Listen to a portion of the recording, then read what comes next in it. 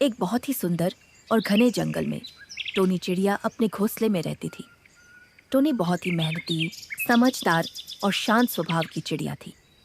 बाकी चिड़ियां जहां सूखे पत्तों और टहनियों से अपना घोंसला बनाती थी, वहीं टोनी को हरियाली से बहुत प्यार था।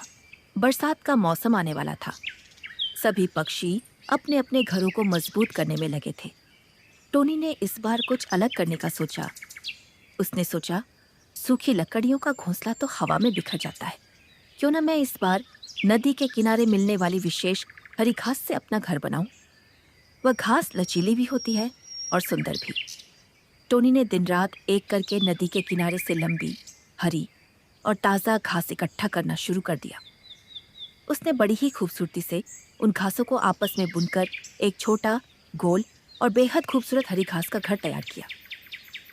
वह घर बाहर से जितना सुंदर दिखता था, अंदर से उतना ही ठंडा और आरामदायक था। उसी जंगल का एक चालाक और आलसी कौवा कालू टोनी के इस नए घर को देखकर हंसने लगा।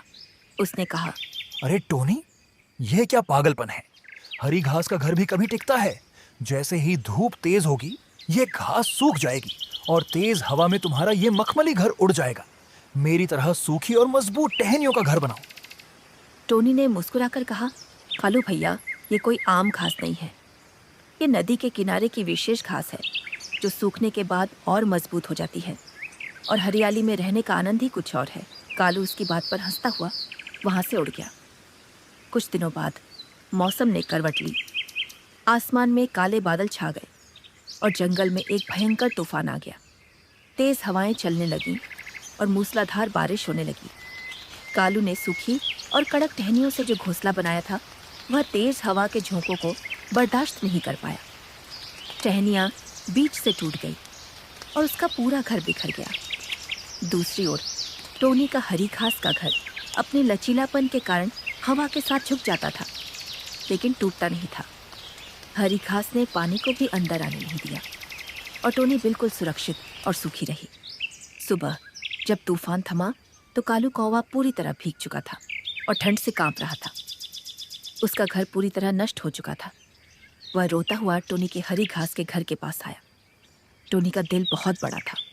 उसने तुरंत कालू को अपने घर के अंदर बुलाया, उसे गर्माहट दी और खाने के लिए दाने दिए। कालू को अपनी गलती का एहसास हो चुका था।